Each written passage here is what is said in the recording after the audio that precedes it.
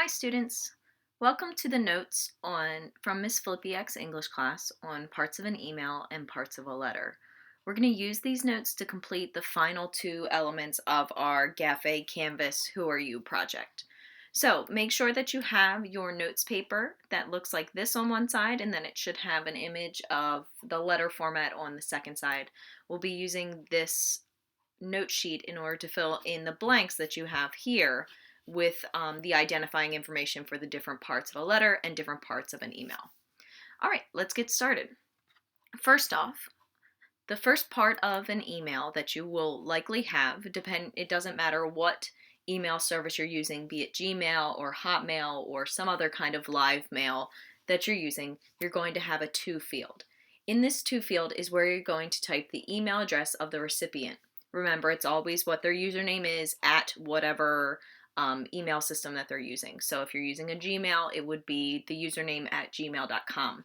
When you're emailing me, remember it would be my first name underscore my last name, so Samantha underscore Filipiak at hcpss.org. And that would be the same for all of your teachers. All of them would be their first and last name at hcpss.org. The second part of an email that you guys will have to pay attention to is the subject field. This is where you're going to provide a brief description of the message, just a few words to identify what the subject of your email is about. Now, it's really important for you to include a subject field in your email because you want to give someone an idea of what your email is about. Plus, it also lets the viewer know if it is a very urgent message. It allows them to know immediately if they have to respond right at that moment or not. So the subject field can clue in the viewer of your email as to what it is you're talking about. For teachers, it's really good if you put homework help. So that way teachers know if this isn't about an assignment that you have tonight, they might be more willing to respond to your email. But if it's just a random left blank field, a lot of times teachers won't look at it until the next day. So might give you a little bit of a help if you include a subject field. The third part of an email is going to be the body field. This is where you're going to contain several elements of your email, things that you would include to have a properly worded and properly composed email. First off, you would have a greeting of the recipient. So you'll notice here it says, "Hello, Mrs. Filipiak." This is where you're actually going to address the person you're writing to. If you don't know who the reader is of your email, like you're writing to a random place that doesn't have a specific person, you could write "to whom it may concern." You always want to put in a greeting so that way you know that you are talking specifically to them. The second part is you're going to compose a well-composed body. It's always good to start off with some sort of greeting after you address them and hope that they're having a great day. I hope that you had a wonderful summer. Something that engages them in the conversation before you get down to business. Then that's where you would actually go into detail and address whatever your email is about. You want to make sure that you're using proper English, that you're using proper grammar, that you're not embarrassing yourself through your email. You want to make sure you're looking and not making any grammar or spelling mistakes. The third thing you want to do, and this is always polite, is to thank your viewer for reading the email. Thank you for taking the time to read this email. You could also close it up with, "Please let me know the regards to your decision." Something that kind of brings everything in together, but also is polite in thanking the person for reading that email. You always want to end with something polite, especially if you're applying for a job, if you're asking a teacher a question, you always want to be proper. Then last but not, or second to last, you want to have an appropriate closing. That would be "Sincerely, yours truly." Your student, if you're writing an email to a teacher, please write something that's appropriate. Don't write "love" to a teacher. That would be weird. You could put "best regards," some sort of appropriate closing that you would use in a professional setting. Then last but not least, you want to include your signature with your first and last name as well as identifiable information. If your email address does not include your name, this is especially important because that way teachers know who they're talking to, or an employer knows who's applying for their job. So it is extremely important for one, you to provide your first and last name, and two, identifiable information. So for a teacher, it would be best to put what class and what period you're from. If you're applying for your job, you might put your contact information, such as your email just repeated, a cell phone number, your address, something along those lines that identifies you. Then the next part of an email that you want to check out is your toolbar. Now, this might be different depending on what your email service that you're using. The current one that I have up here is Gmail. So you'll notice that there are different tools that you can use. You can change the formatting of the email address if you wish. You can put bullets, indents.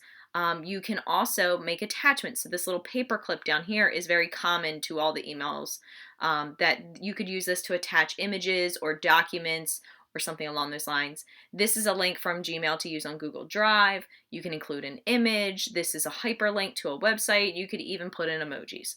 I would just make sure you're not going overload on the emojis because you want to make sure that your email is professional. Then last but not least, you have the send button. On an email, usually it's like the biggest button that you can see. You'll obviously see here that it's noted being blue, but you want to make sure that you proofread before sending this email.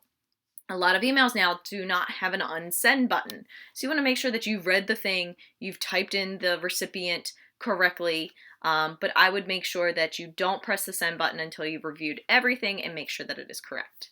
If you'd like to know some further information on composing a proper email, there is a PowerPoint presentation on composing an email document on the GAFE. So these are the parts of an email. Now we're going to move on to the parts of a friendly letter. You might learn when you're in 11th grade and you have to do a resume for a job, you might learn a business letter, or you might have learned about it before. However, we're going to talk about a generic friendly letter that you could use in composition. This format can be used with an email. However, this is more attuned to if you are writing something out for someone, either handwriting or typing it. So let's go through the parts. First off, with a friendly letter, and you can choose to write in your notes right on this little document here. Okay. First off, with a friendly letter, you want to have a heading of your letter. What that includes is the street address, the city, state, and zip code from which you're writing, as well as the date that you're writing. Okay. You want to include all this information so that way your person can reach you at your location. They can mail something back to you. Also, putting the date identifies when it was written. 2, you want to have a salutation. I always think of Manny from Modern Family, where he always says, "Salutations, Jay."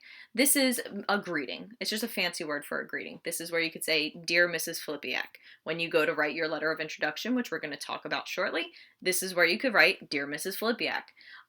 Again, it's just like an email. If you don't know who you're writing to and you're writing to a generic place, to whom it may concern might be a good greeting or salutation to use. Part 3 is the body of the letter. This is where you want to include your paragraphs about what you're writing about. So you want to make sure that you always start a paragraph with an indent. You want to make sure each paragraph has a topic sentence. It has developing supports. I put 3 at the minimum. You can write as many supports as you'd like. And then always has a concluding sentence. The concluding sentence should wrap up, but also transition to your next topic. The next part of a friendly letter is the closing. After you've written your body paragraphs, you want to make sure that you include your closing. Now notice the alignment of the page.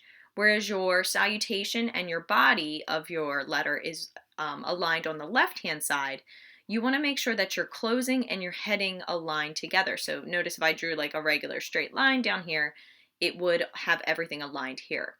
How you do that is you actually would tab over. Don't space all the way over. You don't want to make sure that you write a line. You don't want to do that. Okay, you want to make sure that you tab over the spaces until you get here. I think 4.5 is the best to use, but you could tab over to get this. Now, the next part, and I know I've been clicking way too many times, the next part after you include your closing is your signature. That's where you're going to actually, if you're typing this, after you type in your closing, you could hit enter, go down a couple lines and leave a blank space, and then type out your name. Then when you print out your letter, you can actually sign your name in the middle. Or if you prefer, like I've done here, you can write your name in a fancy font and then write your name again in the same font as your entire letter. That differentiates it between just writing your name and having a signature. And you want to make sure if you are typing this that you write in double spacing, obviously with our MLA format. We wouldn't keep the same paper format since this is a letter format. We would obviously use this kind of heading. We would not put our name, date, and class period and all that stuff up here. Or if we're handwriting this, which we might do for a draft, you want to just make sure that you skip every other line. All right. Now that we've gone through and talked about the parts of an email and parts of a letter, which was step 3 of your Who Are You project, we've already done step 1, which is completing the Who Are You survey and your paragraph of introduction. You've already done step 2, which is creating your All About Me presentation and submitting it to Canvas. And you just finished part 3, taking notes on an email and letter, which we are going to use to create steps 4 and step 5. Step 4 is writing an email of introduction and sending it to me through Canvas. And then step 5 is writing a letter of introduction and submitting it to a Canvas class assignment. Let's talk about those now. All right, part 1 is you guys are going to be going into Canvas, and I'll show you in a minute what it looks like, but you're going to be going into Canvas inbox and you're going to send to me an appropriately composed email. All right, so here's the requirements that you're going to do. It says, first off, you should correctly type my name, and I'll show you in a second how to do that. You're going to type Mrs. Filipiak, or you can type my full name, but I think Mrs. Filipiak works the best. You're going to do so in the to field. You want to make sure you have an appropriate subject to the message. You want to make sure in the body you have a greeting, a thank you, a closing, and a signature, just like we just talked about. And you should clearly proofread and contain correct grammar, spelling, capitalization, and punctuation. Now, the topic of your email is answering the following question. What is the one thing you could not live without? All right, and explain your answer in a couple sentences. It could be totally open-ended. It could be something that you love. I'll show you in a second. I'm going to talk about my dog. But really, in completing this assignment, I want you to know that you have Canvas Inbox as a resource for you to connect to me throughout the school year, but also to connect to any of your teachers that you have in Howard County. So let me show you how we're going to do this. So once you log into Canvas, you notice that you usually have your tabs on the side. You guys are going to find where it says Inbox, okay? Once you go to your inbox, once you go to your inbox, you're going to find this little button up here that says Compose a New Message, okay? You want to click on Compose a New Message. And what that will do is it'll bring up a little pop-up that looks like an email. It's a little bit different than the notes we just took, but just to let you know, this is what you have.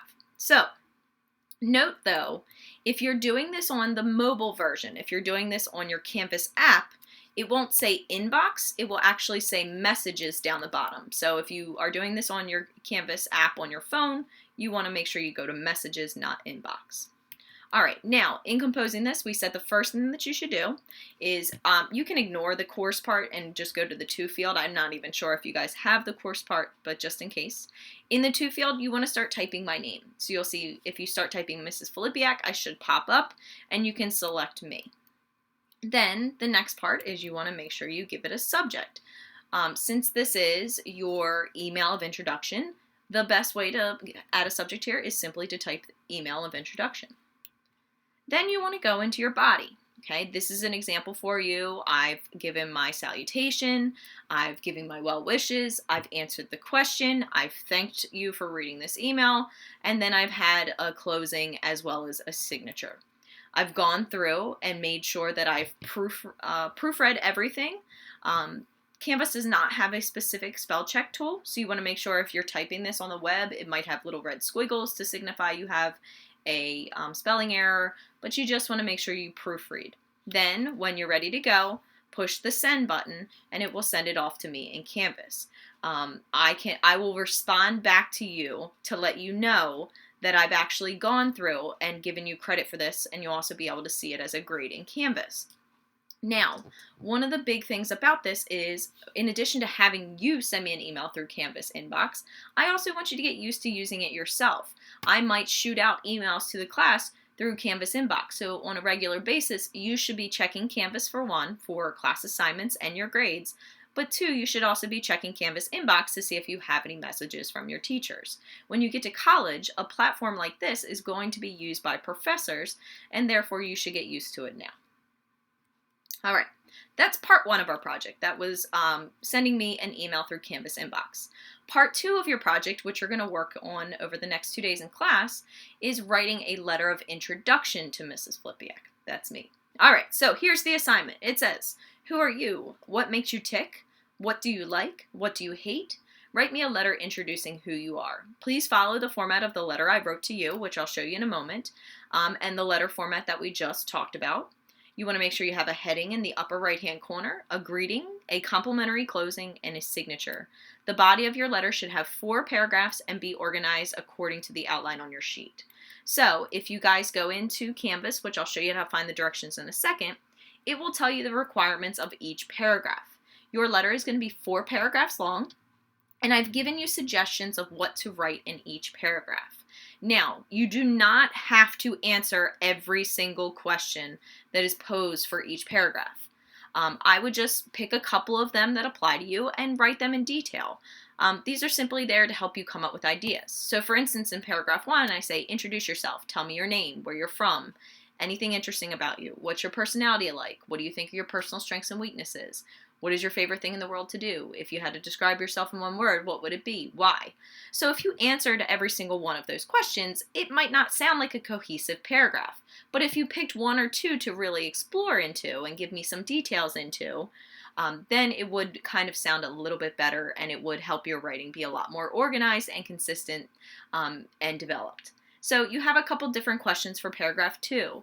It gives you some information that, for example, in paragraph 2, it says, do you speak any other languages than English?